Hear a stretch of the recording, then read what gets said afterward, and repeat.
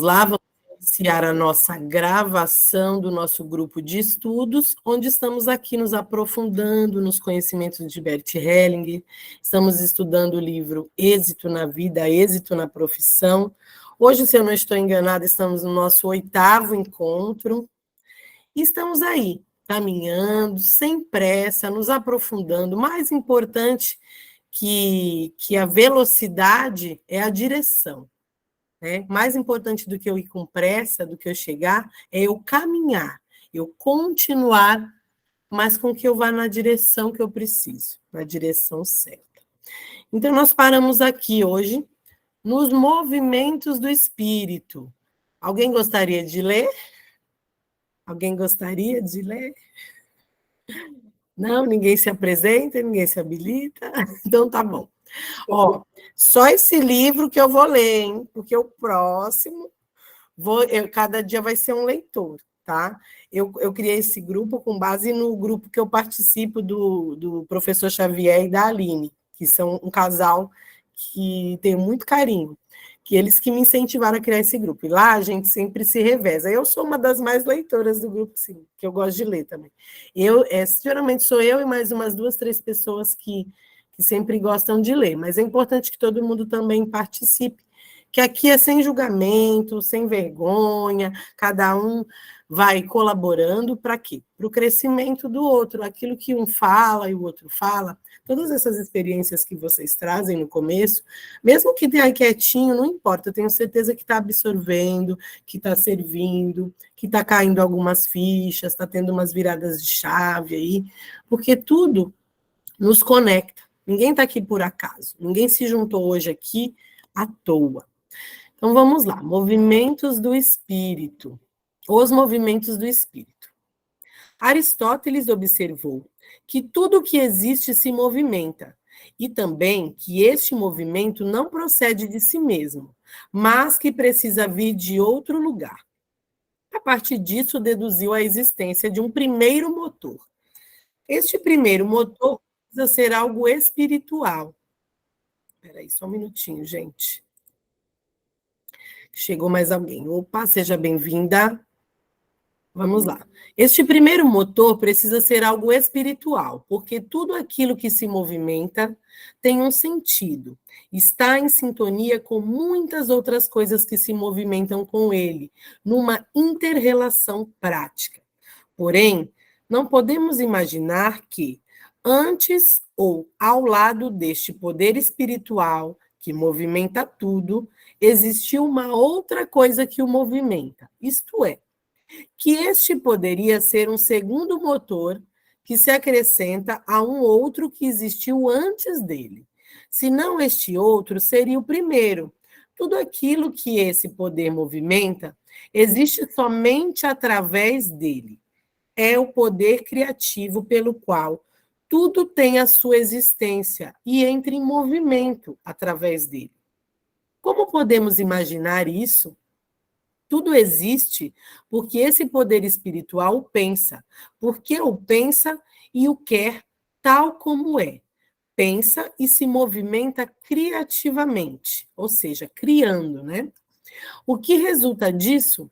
Primeiro, é difícil imaginar que para este espírito criativo possa existir algo que se oponha a ele ou que ele possa rejeitar ou perder, pois para onde poderia ir e cair, a não ser regressar a ele ou à sua origem?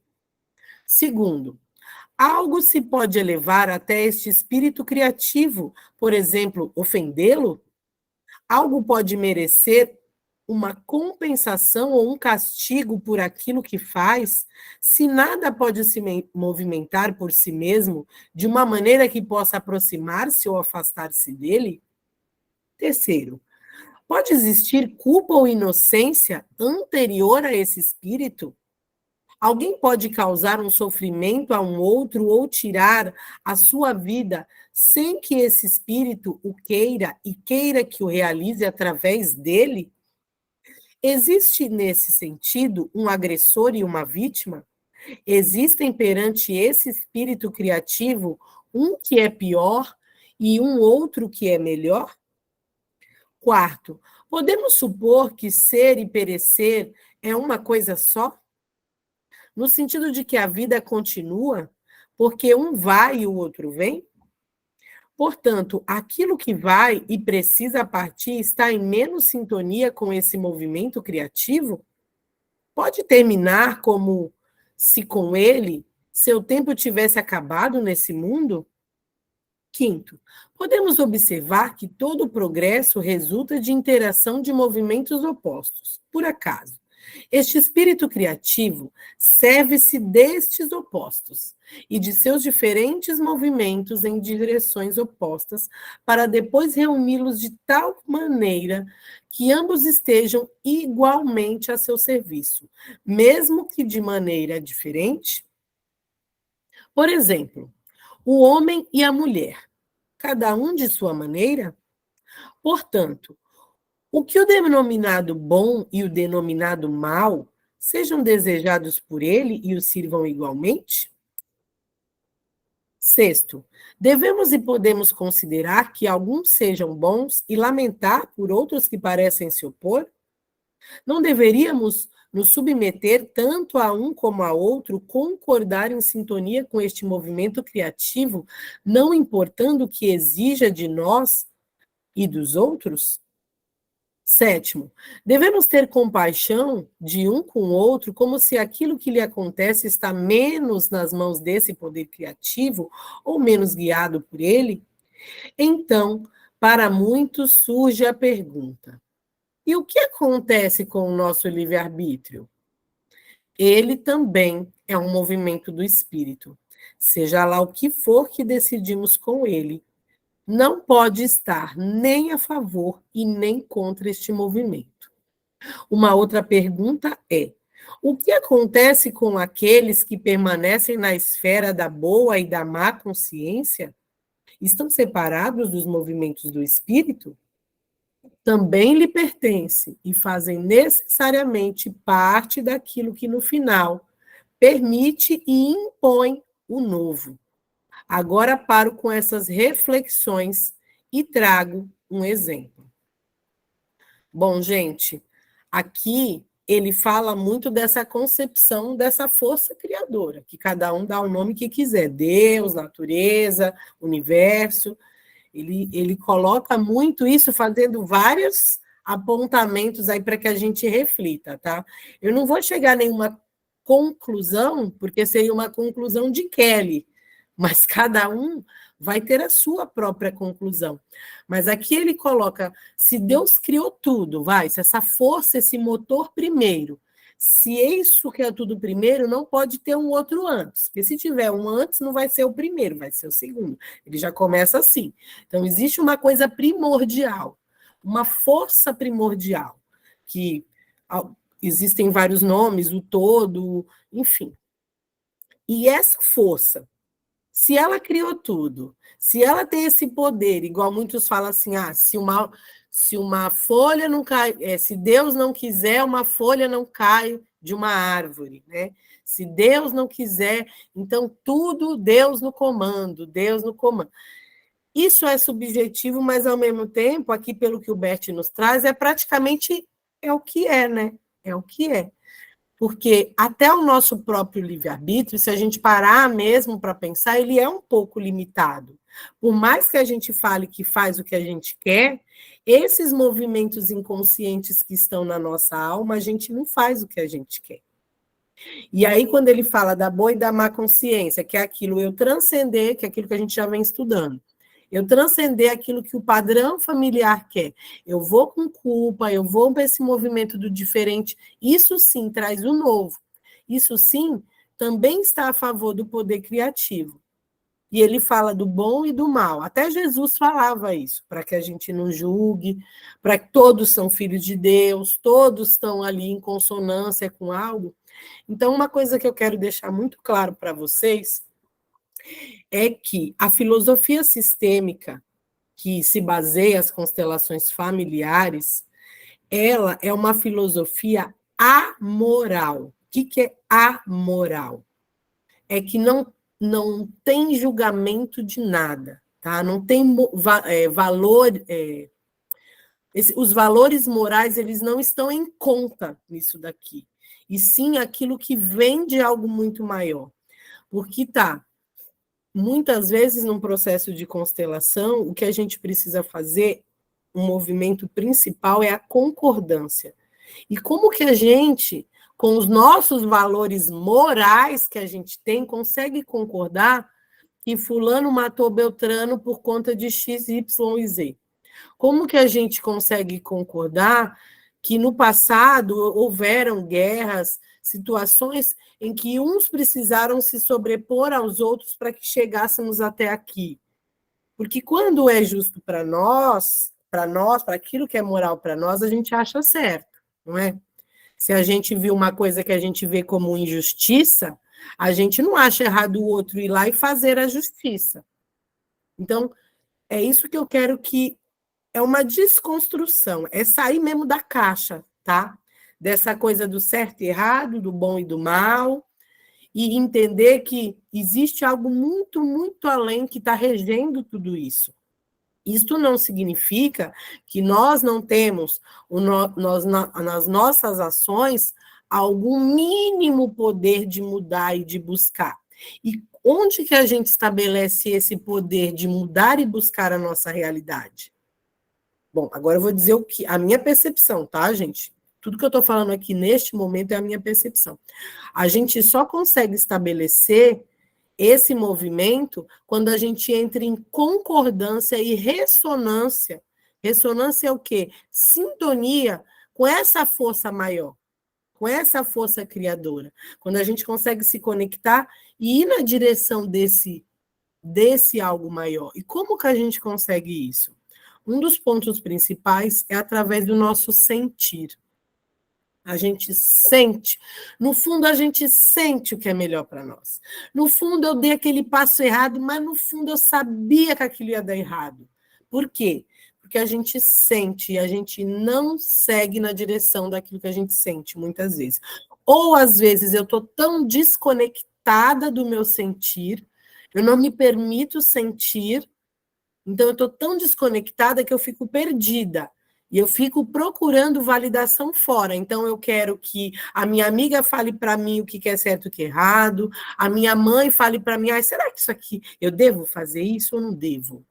Eu procuro uma terapia para psicóloga, para terapeuta falar para mim o que eu tenho que fazer, me dá a receita do bolo, que eu quero fazer assim, assim, assim.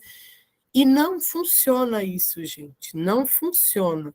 O caminho é para dentro. O terapeuta, o psicólogo, ele vai auxiliar você no caminho, mas ele não tem como te dar as respostas, porque essas respostas e esses resultados vão vir do seu coração, vão vir das suas ações, vão vir da sua capacidade de se abrir, de se entregar, de buscar realmente, de querer realmente essa cura, essa melhoria.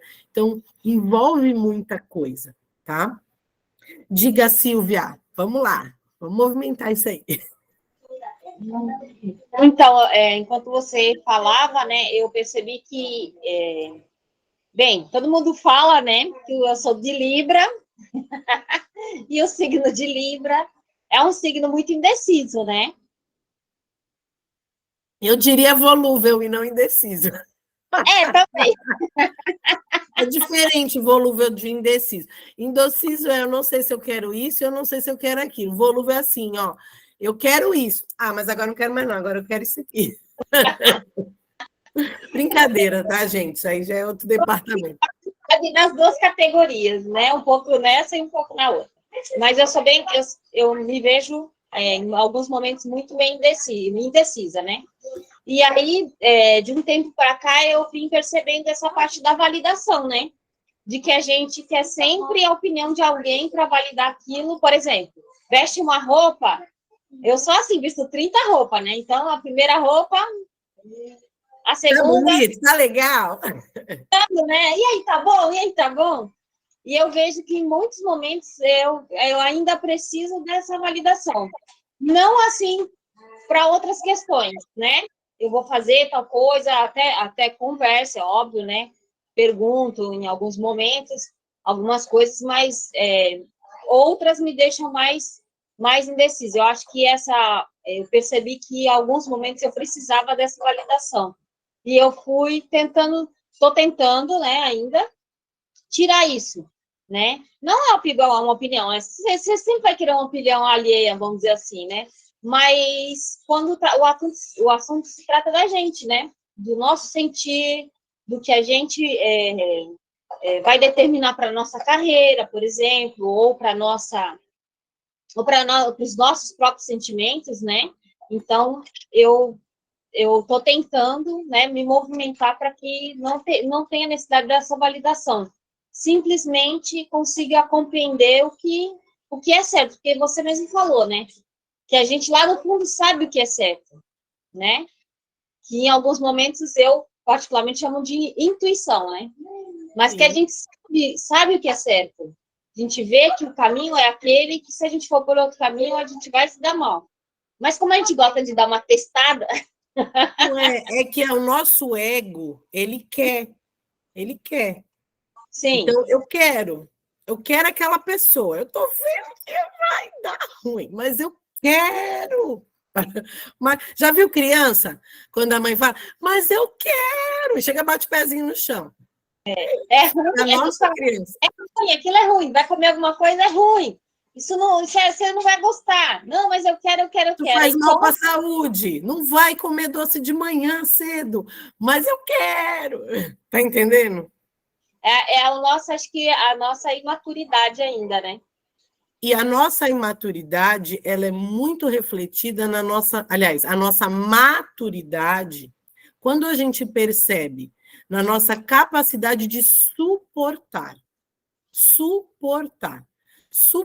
a dor, suportar a frustração, suportar. Sim, o adulto suporta, a criança não. A criança, ela quer, agora eu não quero, né? Faz aquele escândalo, tá doendo, dá um, tipo assim, fez um corte. Ela quer que a mãe vá lá e tire, o médico tire a dor, a mãe tire a dor, alguém tire aquela dor. O adulto não, por mais que ele tá ali, ele suporta. Ele suporta por quê? Porque ele sabe que aquilo vai curar, aquilo vai resolver. E muitas das vezes a gente precisa aprender a suportar para ter o maior lá na frente. Eu não sei se eu falei nisso no nosso outro encontro, né? Que é aquela coisa do princípio, do prazer e da dor. Então, a criança, ela quer o prazer imediato. Só que se eu me der o prazer imediato, eu não vou ter um resultado lá na frente, né? Se eu pensar só no prazer, eu não vou nem estar aqui, vai. Brincadeira, eu adoro estar aqui. Mas eu digo assim, eu não vou querer... hoje eu não quero trabalhar. Vou desmarcar toda a minha agenda, eu moro na frente da praia, eu vou para a praia. O sol está lindo, vou desmarcar todo mundo e vou para a praia. Tá entendendo? Princípio da dor e prazer. Só que aí vai chegar meus boletos, não vai? E aí? Então, assim, é suportar. As minhas amigas estão tudo indo para a balada hoje e eu amanhã cedinho eu estou no grupo de constelação. Então, eu não vou para a balada hoje, porque eu não sou criança. Porque eu sei que se eu for, amanhã eu estou estragada. Como é que eu vou trabalhar o dia inteiro? Então, assim, é princípio da dor e prazer. E aí, isso é o adultecer, é suportar a dor. E por que muita gente ainda fica na infantilidade? Porque não suporta a dor. Não vai lá e faz o que tem que ser feito. E tem que ser feito. Pronto. Né? É ter disposição de fazer. Eu tenho um professor meu que eu adoro de paixão, que é o Elton Euler. Ele também foca muito sutilmente da constelação, mas é uma das bases do trabalho dele também. E ele fala que para a gente ter sucesso, a gente precisa de 3 coisas. Né? Autorização, que é o que a gente está aprendendo aqui. O que é autorização? Eu ter essa... Aliás, autorização não, permissão. Permissão, ter essa permissão do meu clã para fazer diferente. Qualificação e disposição. Né? Então, às vezes, eu não estou qualificado para... Eu quero ser a fulana XYZ, mas eu não tenho gabarito para aquilo. Então, o que eu tenho que fazer? Eu tenho que me preparar, eu tenho que me qualificar. Às vezes eu preciso estudar mais, às vezes eu preciso me aprofundar mais. Então, atualmente estou me aprofundando mais em algumas questões que eu percebo que é a demanda que vem chegando para mim de clientes. Então, o que eu tenho conhecimento? Tenho, mas eu preciso cada vez me aprofundar mais naquilo. Para quê? Para ajudar mais pessoas, para ajudar as pessoas a resolverem de forma mais efetiva, mais rápida, mais profunda, enfim. Agora, eu me qualifiquei. Às vezes eu preciso o quê? De disposição, tá? Eu tenho vontade, eu estou disposta a perder meus domingo o dia inteiro, meu sábado de manhã, os meus dias para estudar, minha noite, em vez de eu sair para me divertir, eu vou estudar. Eu tenho disposição para isso? Eu estou disposta a pagar esse preço? Então, tem isso também. E a permissão, que é isso aqui, essa parte sistêmica de eu vou com culpa e tudo, eu vou por vocês, mas principalmente eu vou por mim, e eu vou nesse processo, eu vou aprender como que eu faço para sair disso, eu vou integrar tudo isso, que na verdade não é sair, é integrar, eu vou integrar tudo isso e eu vou fazer diferente. Então, eu preciso dessa permissão. E a permissão, a gente vê ela nitidamente no nosso nível de dependência emocional. Quando eu não tenho mais dependência emocional, automaticamente significa que eu tenho permissão. Enquanto eu estou ali dependendo ainda da validação, o que a minha mãe vai pensar se eu falar isso? O que meu irmão vai pensar se eu falar aquilo? O que a minha amiga vai... Nossa, vai todo mundo achar que eu estou ridícula ali no vídeo, fazendo um vídeo, falando... Então, assim, enquanto eu estou com esses pensamentos ainda da validação externa, eu não tenho permissão para ter sucesso. Eu só vou ter sucesso o dia que, tem algo maior, tá entendendo? Aquilo que eu estou deixando de falar, estou deixando de ajudar outras pessoas e outras famílias. Tem algo muito maior do que a pessoa que vai lá me xingar no Instagram, não estou nem aí para ela. Estou fazendo algo muito maior. Enquanto aquela ali não gosta, tem 100 pessoas sendo beneficiadas, e eu vou me calar por causa de uma ou duas ou três? Não vou. Então, é isso, gente. É olhar para essas 3 bases aí para o nosso sucesso. A permissão. Ainda ontem eu postei algo falando sobre isso. Na sua família, como é? Se você tiver sucesso, vão te olhar com bons olhos ou não acha que isso é legal? Porque, assim, é muito bonito falar assim, bonito não, é muito comum falar que, mas por que você quer ser rica, por que você quer dinheiro, isso daí não traz felicidade, não sei o que lá, tudo bem. Só que, por que você não ajuda o outro? Só que se eu tiver dinheiro, eu vou poder ajudar muito mais gente. Simples assim também.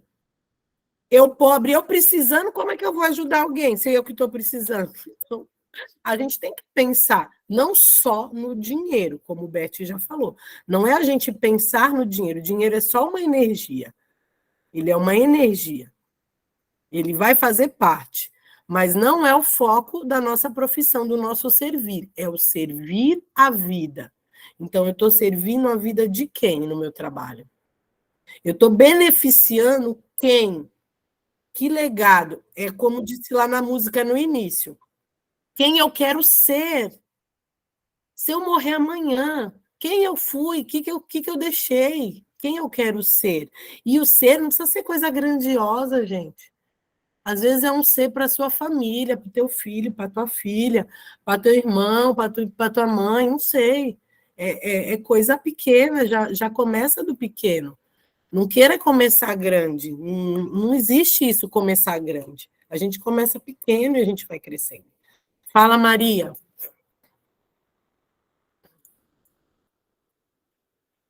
Liga o microfone,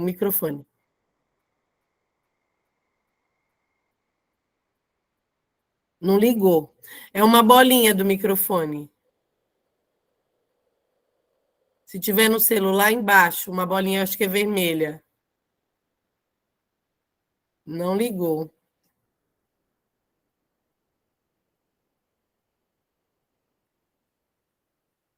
Eu não consigo ligar para você, tem que ser você mesmo. Eu só consigo fechar. Abrir, eu não consigo. Isso, agora abriu, pode falar. Não, então, eu pegando um gancho no comentário da Silvia, né, eu também sou libriana, né? As pessoas falam, libriano é indeciso. Eu adoro librianos. Na questão de roupa, eu percebo que, né, porque, por exemplo, se eu vou sair, eu já imagino tal roupa que eu vou colocar. E se eu colocar e eu estiver me sentindo bem, eu sei que eu estou bonita, então eu vou com ela mesma. Agora, o que eu percebo que a gente é meio indecisa é quando envolve outras pessoas. Um exemplo simples. A gente vai comer uma pizza. Aí perguntam para mim, pizza do quê? Aí eu falo assim, vocês que sabem aí. Mas a minha preferida é a portuguesa. Mas eu falei assim, eu não vou dar minha opinião, porque isso pode desagradar outras pessoas. Talvez não é todo mundo que gosta de comer pizza de portuguesa. Então, assim, eu sinto que a gente fica meio indeciso nessa parte, mas aí, a gente conversando aqui, eu cheguei à conclusão. Se a pessoa pediu a nossa opinião, é porque isso é importante para ela. Sim. Por que não dar a nossa opinião nesse momento, né? Não, dar opinião não é nenhum problema. O problema é quando eu deixo a opinião do outro, ou igual fala assim, eu não vou dar minha opinião porque eu vou deixar eles escolherem. Mas eu queria mesmo, era portuguesa. Mas aí pediram brócolis e pediram alite, e eu detesto. E aí eu vou ter que comer o brócolis e o alite que eu não gosto. Entendeu? Então, assim, o que isso resumindo significa?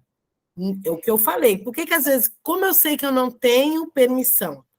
Nível de dependência emocional. Isso é o quê? Dependência emocional. Eu dependo da opinião do outro, eu dependo do que o outro gosta, então eu coloco o outro, de certa forma, em primeiro lugar. Isso é dependência emocional. Eu dependo emocionalmente do outro. E esse outro pode ser qualquer um. Eu posso estar no meio até de gente desconhecida. E aí eu deixo. O que você quer? Não, qualquer coisa. Vocês escolhem aí. Por quê? Eu nem conheço essas pessoas, eu não vou dar minha opinião aqui, não. Porque vai que eles falam, você gosta disso, nossa, que horror. Por quê? Porque a gente não está preparado para lidar com a não validação. A gente precisa ser validado. E por que eu preciso ser validado? Porque lá na minha infância aconteceu alguma coisa que eu não tive a validação de papai e mamãe. Isso não foi trabalhado de forma saudável, e é onde acontece que eu vou para a vida buscando essa validação externa no outro. E onde está o nosso poder, principalmente feminino? O homem ele vai buscar mais a validação externa porque é natural dele, do homem. E ele nem vai pedir de boca a opinião, ele vai perceber. Então, ele quer o carrão, ele quer estar com a mulher, ele quer o status e tal. O homem tem essa necessidade maior de validação externa do que a mulher. A mulher, ela vai olhar para dentro dela. E é aquilo que você falou, eu pus a roupa. Senti que eu estou bem, eu pronto, estou bonita. E se ninguém quiser me achar bonita, estou diferente, porque tem gente que não segura a onda de estar diferente. E eu vou te falar que eu fui assim muito tempo. E se eu não piscar o olho, de vez em quando eu caio nessa cilada. De tipo, eu me vesti de um jeito, eu sou meio camaleoa. Então tem dia que eu tô, Kelly, hoje você está no modo evangélica. Kelly, hoje você está no modo periguete. Então é o dia que é o meu estado de espírito. Né? Tem dia que eu quero me vestir com uma roupa legal, me olho no espelho, estou me sentindo bem e vou. Aí tu imagina, eu chego num lugar toda, e tá todo mundo ali basiquinho. Como que você se sente? Sendo a diferente, chamando a atenção. Ou então tá todo mundo arrumado e tu chega lá de tênis, camiseta, shorts, né? Shortinho rasgado, toda descolada. Como é que você se sente sendo diferente? É assim o nosso sistema quando a gente quer se diferenciar. E nessas pequenas coisas a gente já começa a trabalhar essa autovalidação de tipo, eu sou eu e pronto. E não o querer ser diferente por rebeldia, porque tem aquele que eu quero ser o todo diferente do rolê e pronto. Né? Principalmente quando é adolescente, né? O adolescente, não, eu quero estar super diferente. Então, ou eu quero estar super igual ao meu grupo, ou eu quero estar super diferente do meu grupo. São extremos. Isso daí não é saudável. O que é o saudável? Eu estar bem comigo, independente de como estão os outros, eu estou bem comigo. Ó, isso eu vejo muito na minha mãe. A minha mãe é assim. A minha mãe, ela sempre foi assim. Ela não tá nem aí. O que os outros estão falando, estão pensando, ela é ela e acabou. Ela acabou. Se tiver todo mundo arrumado ela de chinelo, ela não tá nem aí. Mas nós estamos falando de coisas superficiais. Mas eu quero que vocês tragam isso não só para o superficial, mas também para o profundo, tá?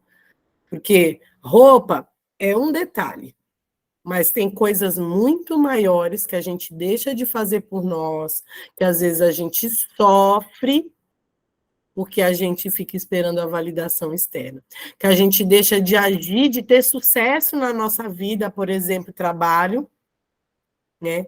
Vergonha de gravar um vídeo, vergonha de ir lá pedir um emprego, bater na porta da pessoa e ter um não já lá e tipo, eu quero e acabou, tá? Vamos lá, quem mais tem aqui? Estou vendo 3 mãozinhas levantadas. Maria, quer falar mais alguma coisa?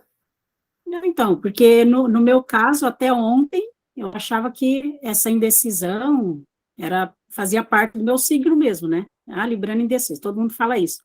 Mas aí eu percebi que não é. Por quê? Porque a gente às vezes não dá opinião porque a gente não quer desagradar a pessoa, ou seja, a gente quer agradar todo mundo. Então, fala assim, escolhe o que vocês quiserem e eu como o que vocês quiserem. O que vocês decidirem, para onde vocês decidirem, a gente vai. Então, ontem eu aprendi que não é isso, é dependência, né?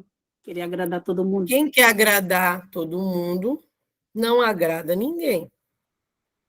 Nem a si mesmo. Muito menos. É o primeiro que a gente desagrada.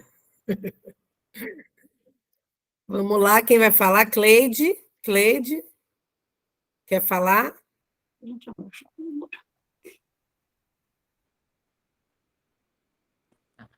Eu estava tentando colocar o microfone. Então, eu acho que a indecisão é normal, né? Eu não sou libriana, mas eu sou indecisa. Mas eu acho que assim, eu peço sempre a opinião de alguém, porque assim, é uma só para validar aquilo que eu tô achando, que eu tô pensando, para ter certeza daquilo, né? Mas assim, quando eu vejo que existe uma indecisão muito grande num grupo, por exemplo, a família, que sabor de pizza vamos pedir? Aquilo já me deixa nervosa, porque eu sou super de boa, então eu deixo que eles decidam, apesar que eu falo sempre a qual eu quero. Mas assim, o que eles decidirem, se for de acordo com o que eu quero, tudo bem. Mas aí eles ficam naquela indecisão, aí eu pego e falo, então eu vou decidir. Aí eu já decido logo, sabe? Aí começam a reclamar, eu falo, mas vocês não decidiram, ficam demorando para decidir, eu não suporto ficar esperando essa indecisão, né? É isso E aí. aí eu tomo a minha decisão, porque não dá para aguentar esperar muito, né? É isso. Isso não é um problema, viu, Cleide? Volta e meia na vida, a gente vai passar por momentos de indecisão. Todo mundo, independente do signo, tá? Independente do signo. A gente pode passar por problemas de indecisão. O que eu quero que vocês olhem é para a questão da necessidade de validação. Por que que eu preciso que o outro me aprove? Entendeu? E aprender a se autoaprovar. Vocês se aprovarem. Se eu me aprovo, dane-se se os outros não me aprovarem. Eu me aprovo. E eu me amo incondicionalmente. E isso é um trabalho muito forte que a gente tem que fazer com a nossa criança interior. É o caminho, tá? É o caminho que eu faço como terapeuta, comigo mesma, é o caminho que eu faço com os meus clientes. Por quê? Porque está lá a necessidade, a raiz está lá da necessidade de aprovação, de validação. Porque lembra quando a gente é pequenininho, que a criança começa a fazer gracinha, a mamãe, ai, que bonitinho. Aí depois, isso aí não, isso é feio. Ó, a mamãe não gosta que você faz isso, tá? Não faz isso. Ó, filho, faz isso aqui para a mamãe gostar de você. Ó, quando você fica assim, você fica bonito. Come tudo para ficar bonito. Entende de onde nasce isso, gente? Geralmente, não todos, tá? Cada caso é um caso. Mas geralmente nasce ali. Nasce ali. Eu lembro que a minha mãe falava assim, meu cabelo cacheado, e era muito cheio quando eu era mais nova, porque eu tive várias questões aí, perdi muito cabelo. Então era muito cheio, né? E aí falava assim, eu brincava, cara, seu cabelo não é ruim, não. Seu cabelo não é ruim, não fala mal de ninguém. Brincava, porque minha família, a maioria tem cabelo liso. E meu cabelo era bem cacheado. E aí, bem cheio, dava muito trabalho, pegava piolho na escola, aquelas coisas, né, de criança. Então, era assim. E aí, eu crescia com aquela validação. O que eu fiz quando eu fiquei, assim que surgiu a progressiva? Tenho que ficar com os cabelos lisos, tem que ter aprovação. Eu me lembro uma vez que eu entrei no ônibus, eu nunca me esqueço, eu estava numa festa do Peão de Barretos, e eu entrei no ônibus, cheio de gente arrumada para ir para a festa, e eu era a única pessoa de cabelo cacheado. Todo mundo já tinha progressiva. Naquela mesma semana eu fiz a progressiva. Entende a necessidade de aprovação? Quando eu voltei para o meu natural, o meu ex-namorado na época, ele olhou para mim e falou assim, nossa, você está parecendo a Carla Pérez pobre. A Carla Pérez quando era pobre. Aquilo ali bateu para mim. Eu falei, nossa. Aí eu falei, não. Eu vou aceitar ser a Carla Pérez pobre. Hoje eu me aprovo. Eu não estou nem aí se todo mundo vê meus cabelos brancos, uns acham lindo, outros acham, nossa, você consegue deixar. Tá entendendo? Nossa, você consegue. Eu me olho e me gosto assim. E se amanhã, em algum momento, eu também quiser mudar, eu vou mudar porque eu quis. Mas não pelo outro. Não porque eu fiquei esperando aquela validação do outro. Isso é que é importante. E não tem nem problema de eu deixar os filhos e os colegas escolherem em algum momento a pizza, ou a bebida, ou o rolê. Tá? Não tem nenhum problema. Hoje é chique, Silvia, mas teve uma época que não era, tá? Hoje está em alta. E eu acho ótimo, acho lindo aqueles cabelos afros. Eu trabalho muito com as minhas alunas. Eu tinha alunas que não aceitavam, que a mãe depois veio falar comigo, nossa, professora, que bom que a minha filha hoje aceita. Que eu acho lindo aqueles afro, bem, sabe, bem estilosão. E assim, é nos aceitar como somos, como somos. E isso começa no externo, mas também tem a parte interna, de entender que eu não sou a maravilhosa e que eu tenho coisas que não são legais. E todo mundo tem. E eu tenho que aceitar essas partes minhas também. Que às vezes eu estou com raiva, que às vezes eu vou e sou ranzinza, e N problemas que todo mundo tem. Cada um vai ter os seus, tá? Isso é o processo de aceitação. Vamos lá, quem mais quer falar? Silvia já falou? Cuidar da vaidade com moderação. A vaidade, quando a gente pensa em vaidade, é meio complexo, mas se a gente mudar essa vaidade para o autocuidado, é importante, porque senão a gente cai no desleixo. É o caminho do meio, né? Porque vaidade é uma coisa, né? É o querer, não é tão legal, mas o autocuidado, o autoamor, o se gostar. Eu me cuido para quê? Não somente pela vaidade, mas pelo fato de me olhar e me sentir bem, me sentir bonita, gostar de mim. É um dos fatores, não é só esse. Quando a gente trabalha a autoestima, a gente trabalha o externo, mas a gente precisa trabalhar o interno também. Diga, Silvia. Eu acho que nós, né, que a maioria acho que é mãe aí, vó já também, a gente pode trabalhar muito isso nas crianças, né, nos filhos, né, que a se gostar mais, a se identificar mais, né, com consigo mesmo, né, a não ver os estereótipos, né, não precisa seguir padrão, né, até porque não existe padrão, nós somos todos diferentes, né, a cor da nossa pele é única. As pessoas se definem, né? Eu sou... Não, mas elas são únicas. Não vê escola, a criança fala assim, tia, eu não tenho cor da pele. Qual cor da pele você não tem? Eu sempre falo isso. Qual cor de pele você não tem? São várias nuances. Aí eu pergunto, aí eles ficam assim, eu falo, mas a minha cor é igual à sua? Não, é igual. Não, então são várias. A pele é um DNA, né? Como um DNA. A cor da pele é como um DNA, é única, exclusivo. Então a gente tem que se amar nos nossos detalhes também e mostrar isso para os filhos, porque às vezes a gente incentiva os filhos Mas o exemplo lá não é esse, né? O exemplo é totalmente diferente daquilo. E às vezes é melhor, Silvia, a gente, talvez mesmo que a gente não fale com os nossos filhos, o nosso exemplo já é o maior de todos. Você não precisa nem falar. Os filhos sentem e eles veem. Então, pelo seu exemplo, né, é o que basta. O exemplo arrasta, né, como diz o ditado. Porque é isso que eles vão levar. Porque por mais que você fale uma coisa, se você é incoerente, o que vai adiantar?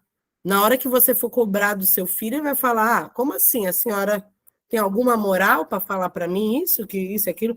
Não que os filhos devam ir para esse lugar, porque esse lugar não é lugar de filho.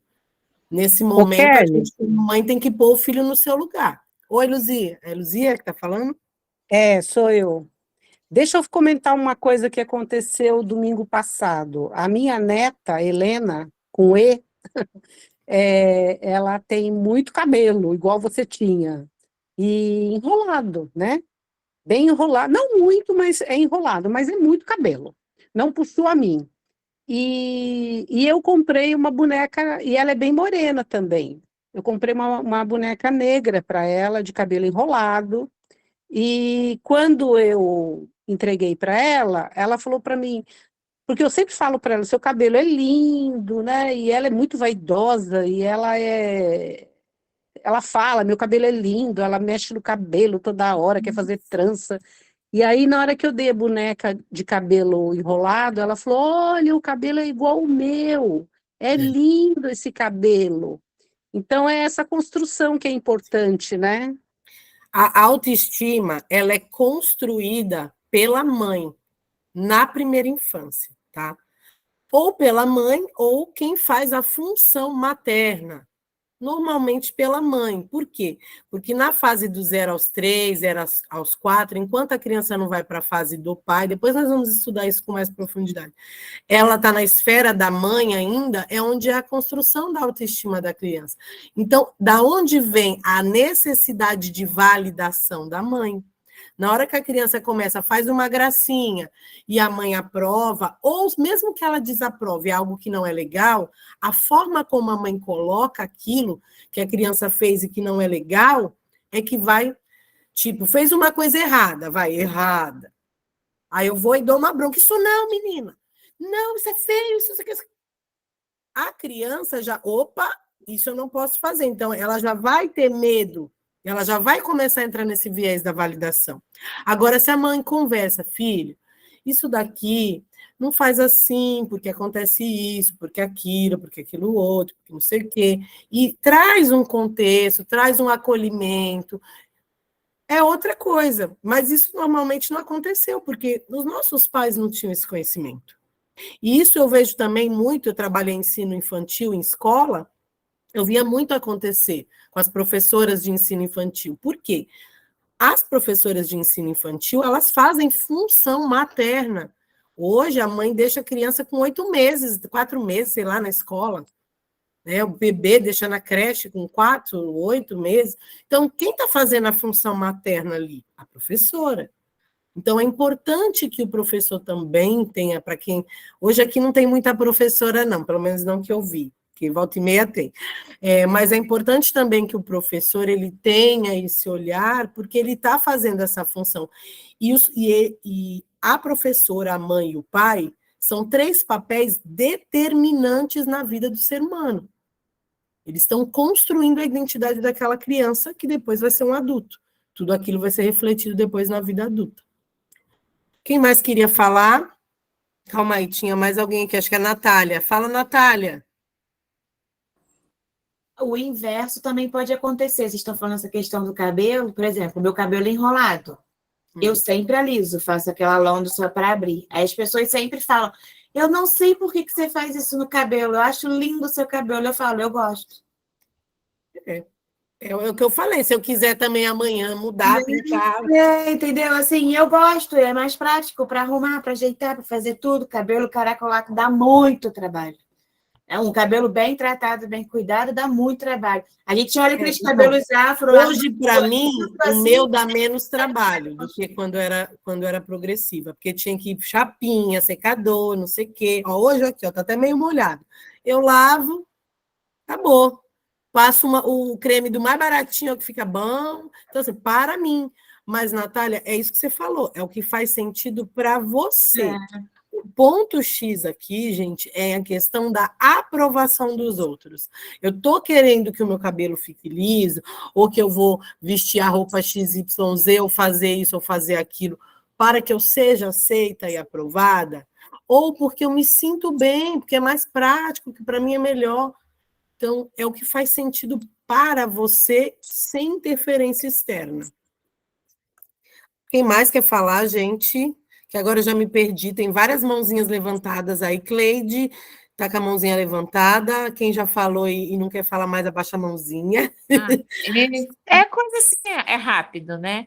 Diga. Então, realmente, hoje em dia eu tenho me preocupado um pouco com a opinião alheia, mas no sentido assim, que eu tenho a autoestima baixa, sempre tive assim, né? Ao longo da vida eu posso contar nos dedos os momentos que eu me preocupei em me arrumar, em me cuidar, assim. Então, embora eu me preocupe com a opinião alheia, mas eu tenho usado isso como uma muleta, um incentivo para que eu procure me cuidar melhor, me arrumar, me sentir bem, me olhar no espelho. Então, é isso. Então, hoje em dia, tenho buscado essa validação, mas usado ela em meu benefício próprio, como incentivo para mim.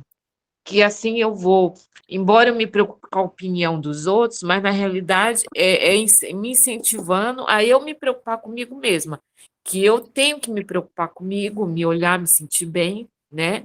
E não ficar me preocupando, as pessoas estão olhando para mim porque eu não estou bem, porque realmente eu olho, realmente eu não estou bem, né? Então é mais ou menos isso. Cleide, isso não é necessariamente um problema, eu buscar eu não. Vamos mudar aqui a palavra. Em vez de eu pensar nisso como uma necessidade de aprovação, a necessidade de aprovação é um problema. Agora, eu buscar um apoio externo, um apoio para eu melhorar, para eu me. Isso é até interessante. Agora, a questão é o quanto eu preciso dessa validação externa. Tipo, se eu não tiver a validação externa, eu não faço nada por mim.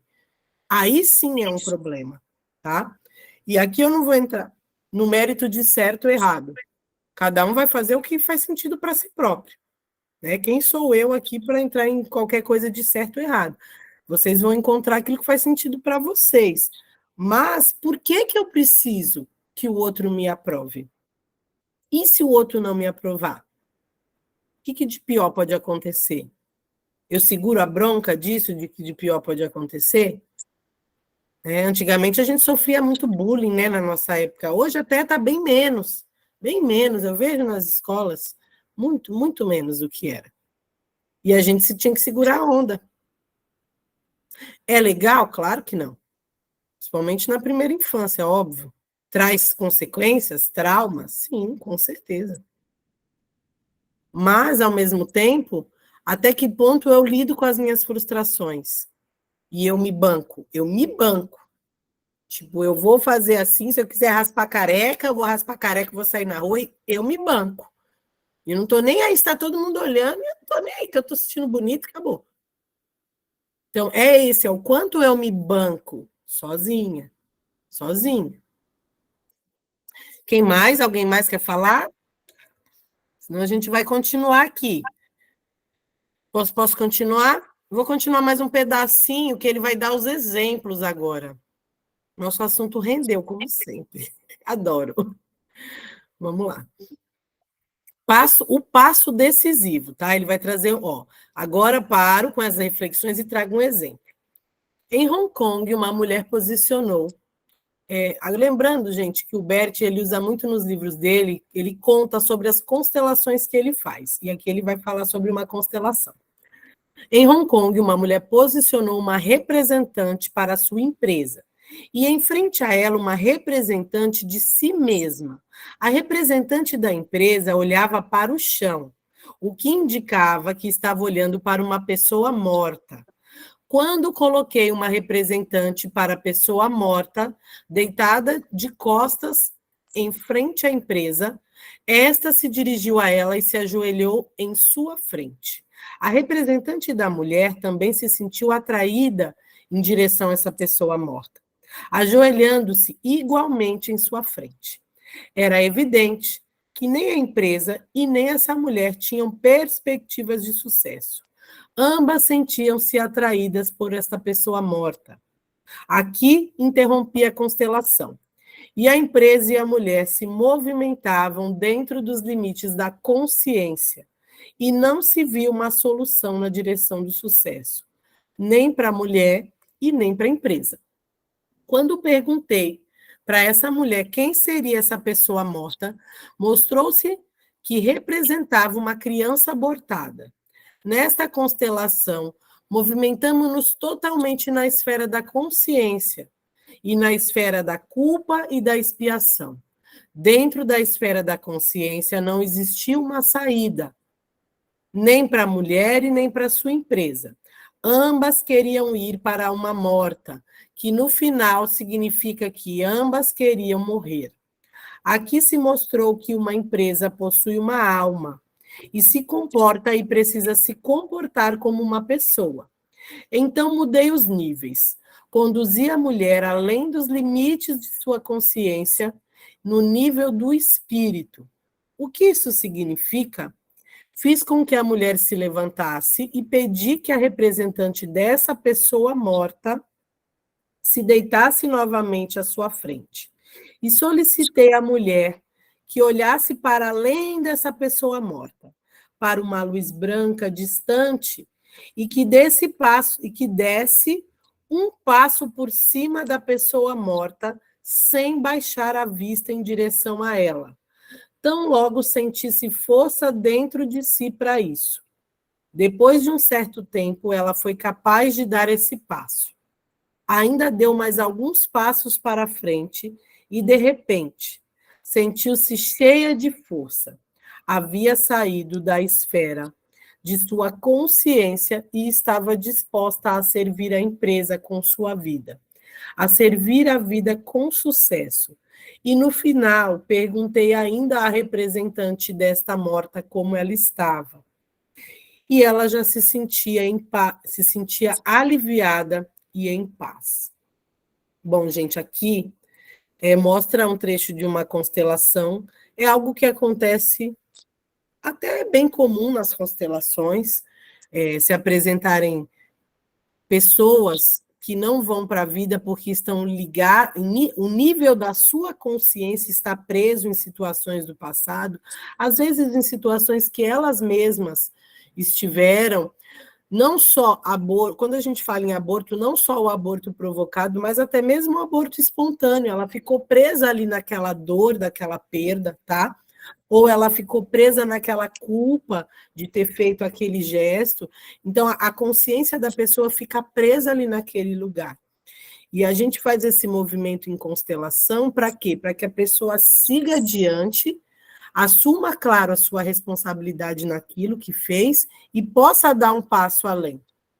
Porque senão ela fica ali presa na esfera da consciência. E quando o Bert fala a esfera do espírito, é o quê? É dar esse passo adiante, resolvendo não, assumindo internamente tudo isso, essa responsabilidade, adultecendo nesse sentido, e podendo ir além, olhar para as outras coisas, para as outras pessoas, olhar para a vida. Isso é um movimento que a gente vê muito, quem já participou de constelação, tanto presencial quanto com bonecos, é muito comum a gente ver. Às vezes, não é aborto, às vezes é alguma outra pessoa morta, da família, mortes trágicas, situações trágicas, em que a nossa consciência fica lá presa, fica ali junto, né, naquele sofrimento, naquela situação. E aí entra aquele movimento que a gente conversou bastante no outro encontro, da culpa e da expiação. Então, eu não vou para a vida, né, eu não vou ter sucesso, porque você não teve sucesso. Eu não vou para a vida, eu não vou ser feliz porque você também não foi. E aí, como que a gente trabalha isso? Integrando esse ser que precisa, que está excluído, que precisa ser incluído, integrando no coração e indo para a nossa vida, em honra a tudo aquilo ali. Tipo, você não pôde, mas eu posso, eu vou. Por mim e por você também. É um movimento saudável que a gente costuma fazer nos processos de constelação. Alguém tem alguma dúvida nesse trecho? Eu vou seguir só mais um pedaço. Ah, Raquel, pode perguntar, Raquel.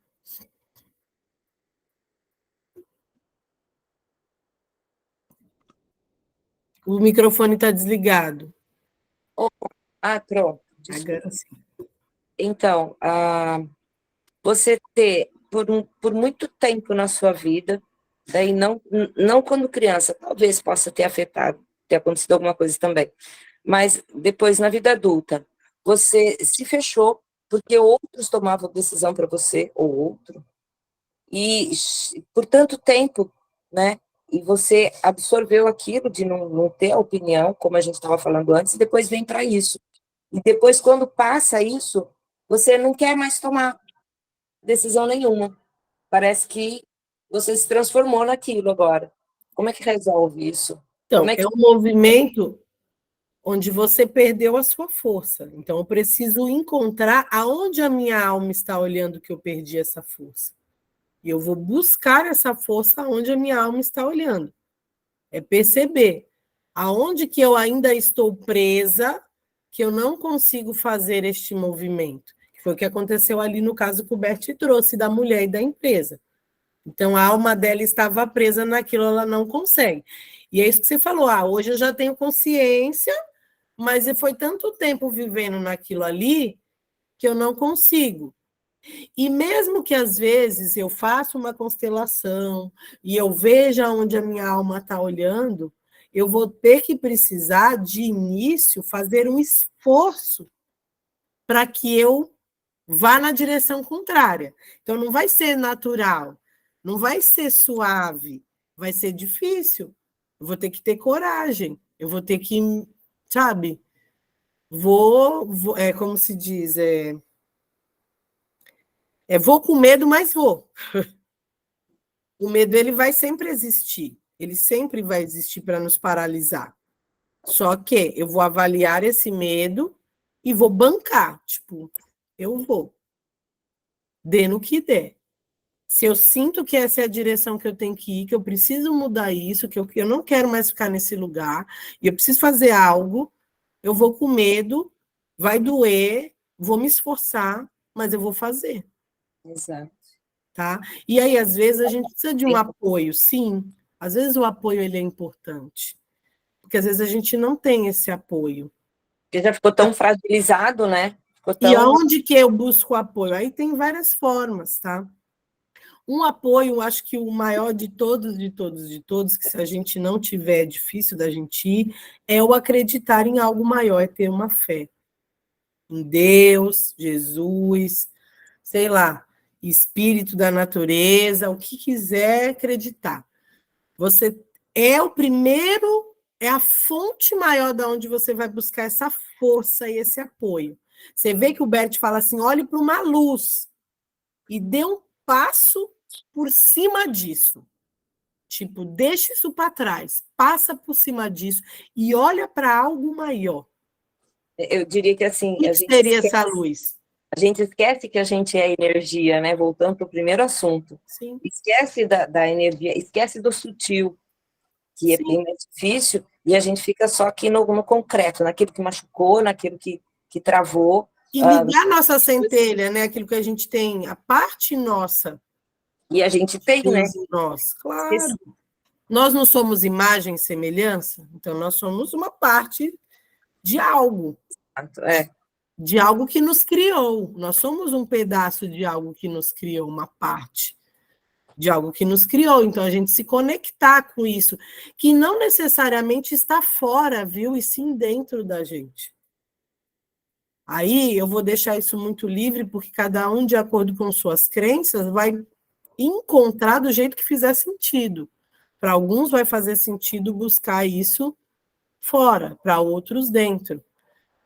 Na minha concepção, eu acredito que está dentro de cada um de nós. Né? Algumas religiões até falam, está dentro de nós.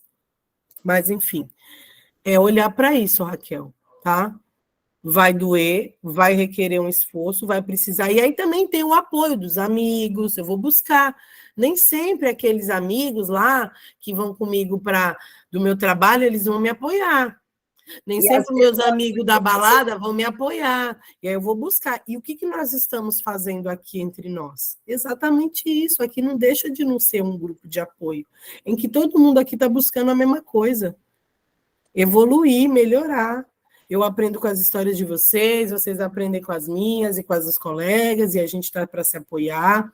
Usem o grupo, gente. O grupo está lá de WhatsApp, não é só para ficar à toa. Usem para buscar, perguntem, coloquem as questões de vocês. Eu estou ali também à disposição de vocês. Não só eu, um colega também pode responder. A Silvia hoje colocou tanta coisa legal, trouxe a psicóloga aí de volta. Então, assim, coloquem aquilo que vocês... Ali é um espaço para que a gente também possa se apoiar. Para nós, mulheres, é muito importante esse apoio. Apoio, não é ajuda. O que é o apoio? Eu estou tentando fazer alguma coisa e é muito melhor quando eu tenho alguém que me apoia. Claro que é. É difícil nadar contra a maré, muito difícil, ninguém me apoia. Porque muitas vezes a gente está num processo e quem na nossa casa, ninguém está naquele processo. Os nossos amigos e os nossos familiares também não estão nesse processo de evolução, buscando melhorar, buscando entender, buscando compreender. Eles não estão, e a gente tem que entender e respeitar isso neles também, aceitar que não está no tempo deles, tá? Bom, gente, eu vou parar por aqui, porque senão a gente vai se estender muito, já estamos aí num tempinho avançado. Eu vou fazer vamos para o nosso momento de meditação, tá? E hoje eu trouxe uma meditação que é do Bert Hellinger, tá? Que eu tirei do livro, depois eu ponho lá para vocês, eu tirei do livro, mas vai ficar gravado, vocês podem escutar depois de novo. É do livro A Cura, um livro muito interessante. E o nome dessa meditação chama Movimento do Espírito. Então, é uma meditação escrita pelo próprio Bert Hellinger e nós vamos só sentir, nos permitir sentir, como a gente está falando aqui hoje de movimento de espírito. Eu até tinha trazido uma outra aqui para falar, uma outra exercício de culpa e expiação, mas eu vou deixar para um outro momento. Hoje acho que fica legal a gente olhar para esse movimento do espírito, perceber o que a minha alma realmente quer, né? Por que às vezes eu preciso dessa validação? Será que algo maior já não me valida? Deus ou aquilo que eu acredito, né? Que conhece verdadeiramente nosso coração, o que a gente pensa, o que a gente sente. Então, se entregar um pouco para esse movimento do espírito. Bom, vou pedir para vocês encontrarem um lugarzinho aí, se acomodarem. Vou pôr uma musiquinha, vou compartilhar aqui uma música. Vamos lá. É esse aqui. Compartilhar. Vou pedir para vocês manterem a coluna ereta. Que, se for possível, coloquem os pés no chão, percebam os pés de vocês no chão.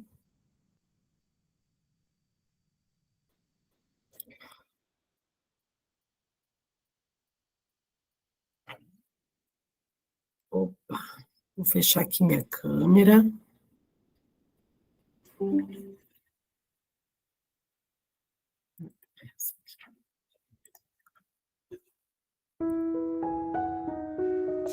E vamos respirar profundamente. Vamos nos permitir sentir e mergulhar nas águas do nosso feminino, do nosso espírito maior de Deus. Vamos nos abrir nesse momento. Eu vou pedir que vocês façam 3 respirações profundas. Inspire, segure, solte. Mais uma vez. Inspire, segure e solte. Mais uma vez. Inspire, segure e solte lentamente. Traz toda a percepção do seu corpo. Sente os seus pés. Sente as suas pernas. Joelho, coxa. Toda a sua coluna. Seus braços. Seus órgãos internos. Faz toda a percepção por aqui e por agora. E agora nós vamos iniciar esta meditação de movimento do espírito. Deixamos-nos nos envolver por um movimento do nosso espírito. Um movimento do espírito. E envolvidos por ele, concordamos conosco, forma que somos. E concordamos com tudo. Pense a nossa vida desde o começo. Concordamos com a nossa mãe e com o nosso pai. Concordamos com as circunstâncias que os reuniram. Concordamos com o seu amor, forma que foi possível para eles.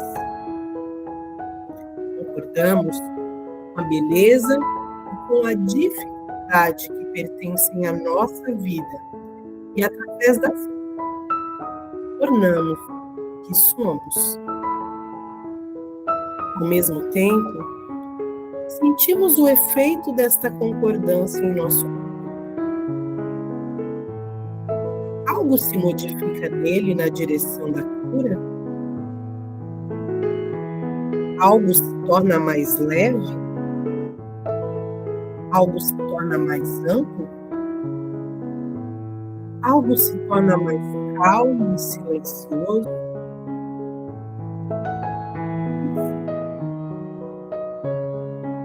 Em seguida, concordamos com todos aqueles que pertencem à nossa família, mesmo os excluídos e esquecidos. Concordamos com todos os que suportaram um destino pesado e todos os que tiveram que assumir algo pesado de outros. Também concordamos com aqueles de quem isso foi assumido, independentemente das circunstâncias que levaram a isso. Concordamos com as vítimas e com os agressores, sem fazer distinção entre eles. Concordamos com o grupo a que pertencemos, com a nossa família. Concordamos com a cegueira que foram submetidos ao considerar diversos indivíduos mais importantes que outros, excluindo-os de sua concordância e de seu amor. Concordamos com os doentes e deficientes, com os que morreram precocemente, e até mesmo com os que não nasceram. Damos um lugar a eles, em nossa alma, um amor. Em seguida, deixamos-nos nos envolver por um movimento do espírito, por um movimento criativo, novamente, a cada instante. Concordância com esse movimento. Deixamos para trás sempre tudo aquilo que já foi.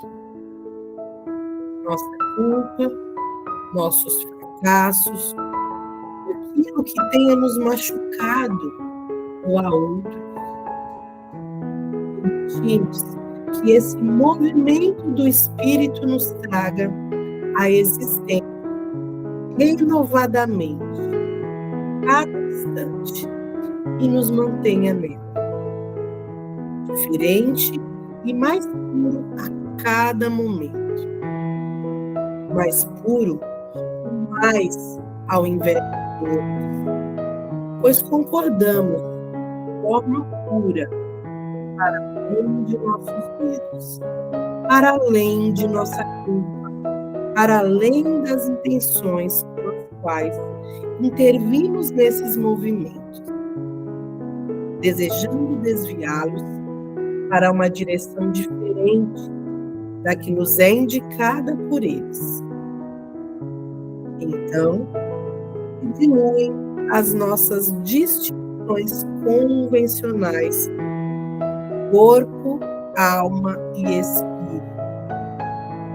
Tudo aquilo que ocorre em nós, conosco, sentimos-nos levar, mover para nos leva para um lugar diferente e novo, onde nos sentimos sãos, curados e curadores, preenchidos e completos, amados,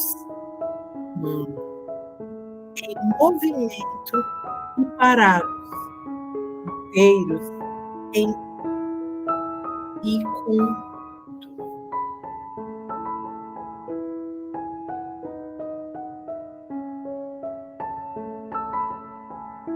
encerro essa meditação,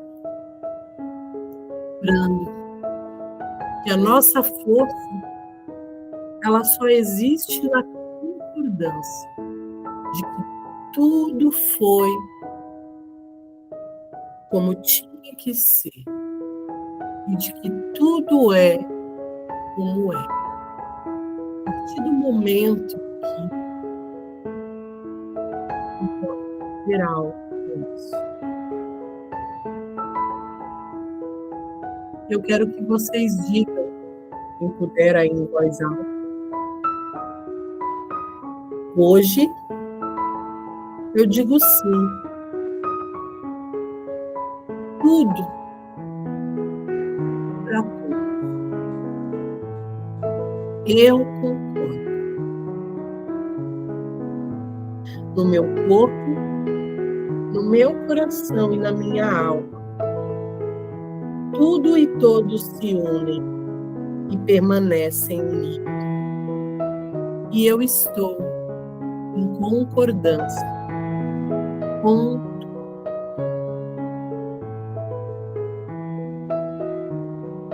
e neste momento eu quero que vocês abram os olhos e digam: agora sim.